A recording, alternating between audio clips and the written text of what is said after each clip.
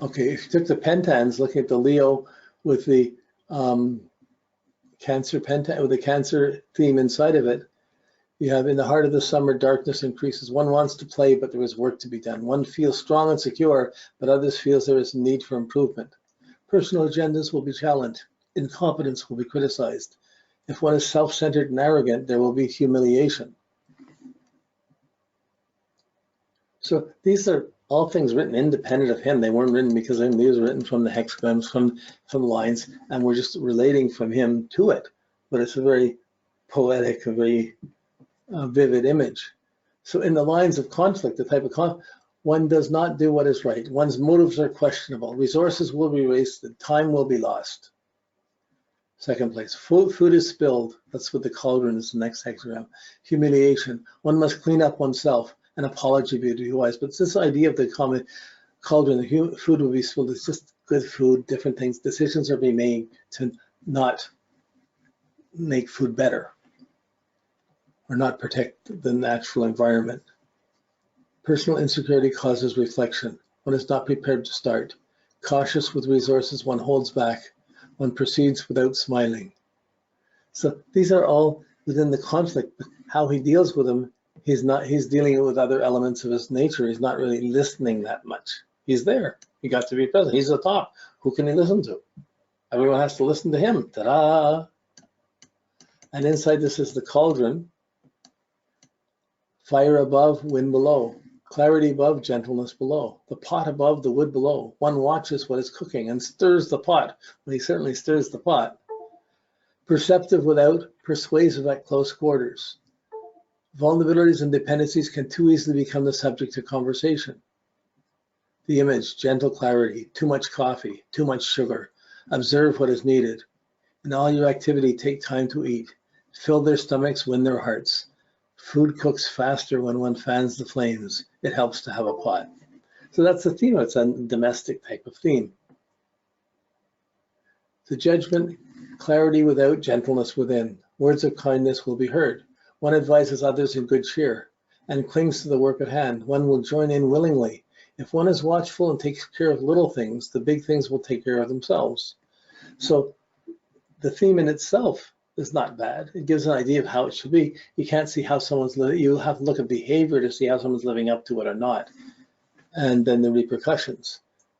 One must be careful on fire. There are mouths to feed. There's much to be done. A plan would be useful. One must use all the help one can get and all the resources one has. Everything needs to be done on time.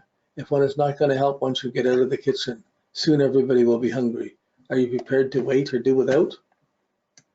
The wall, the wall. Okay. The line, extra demands are made, frustrations are expressed, help comes, an apology is in order. One returns to help, it will make a difference, mother will be pleased. There is laughter and too much talk, mistakes will be made, humiliation. So the line, technical consideration, solid and even place, inappropriate action, firmness at the wrong time. Holding together with inappropriate energy above, and correspondence and support from line 1. Okay, so these are the technical things of it. But I just wanted to show, that's from my interpretation. In the old traditional one,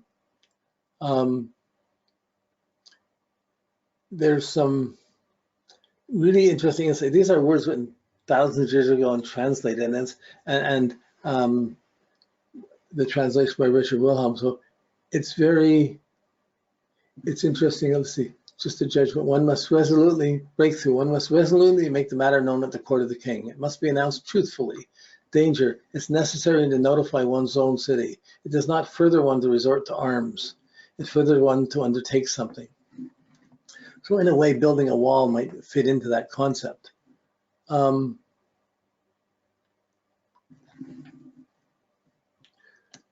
Let's see.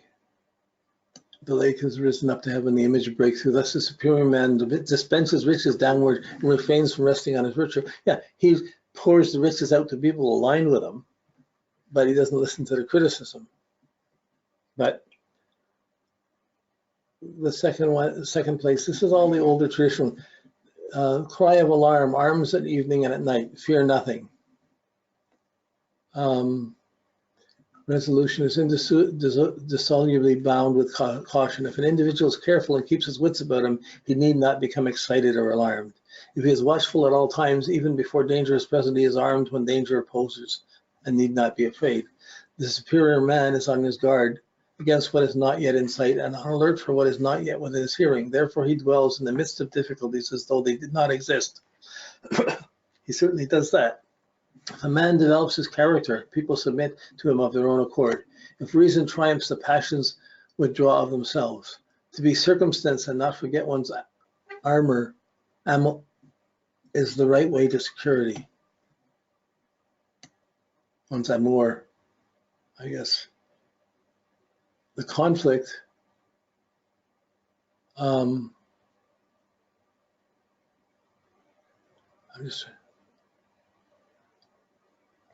okay, so conflict, you have conflict, you are sincere in being obstructed. A cautious halt halfway brings good fortune.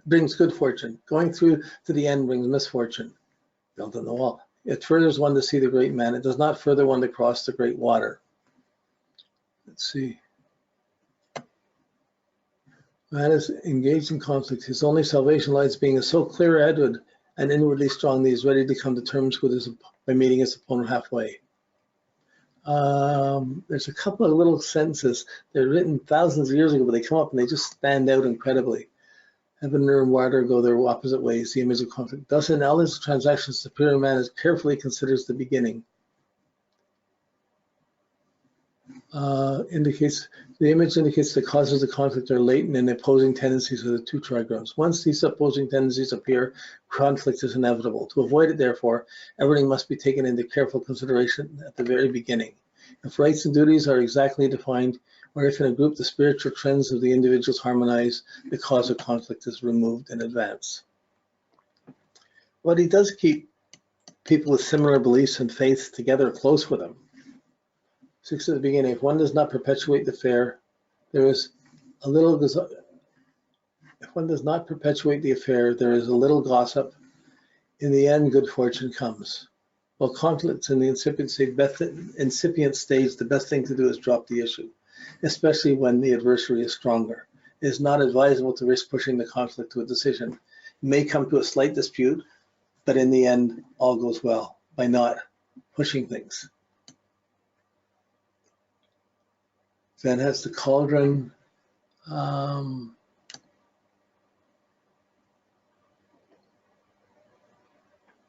see. There's one point in here that. Okay, here. 9 in the 4th place of the cauldron. The legs of the thing are broken. The prince's meal is spoiled, and his person is soiled. Misfortune. Man has a difficult and responsible task to which he is not adequate. Moreover, he does not devote himself to it with all his strength, but goes about with inferior people. Therefore, the execution of his work fails. In this way, he also incurs personal opprobrium. Confucius says about this line, weak character coupled with honored place, meager knowledge with large plans, limited powers with heavy responsibility will seldom escape disaster. So this is one line. It's something from thousands of years ago.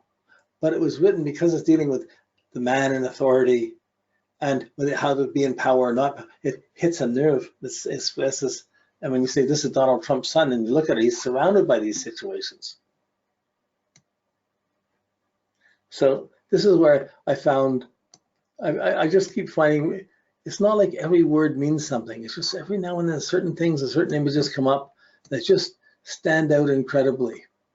Like, weak character coupled by honored place, meager knowledge with large plans, limited powers with heavy responsibility will seldom escape disaster.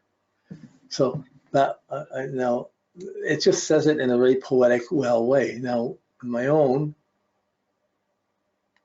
a cry of alarm, arm its knights, fear nothing. Readiness is everything. So this was dwelling in the midst of difficulties. If he develops his character, people submit to him of their own accord. So it's similar. It's different. I've taken it out of the context and put it in a more individual viewpoint rather than in so much of a social context as to factors that improve your clarity, diminish your guilt, what will diminish the guilt. So that's how the mind has been written. But it's really, I like using both because sometimes it's just quite incredible. Sometimes you get something that seems so negative, you go, ugh. Then it's worth it to see how the interpretations can differ.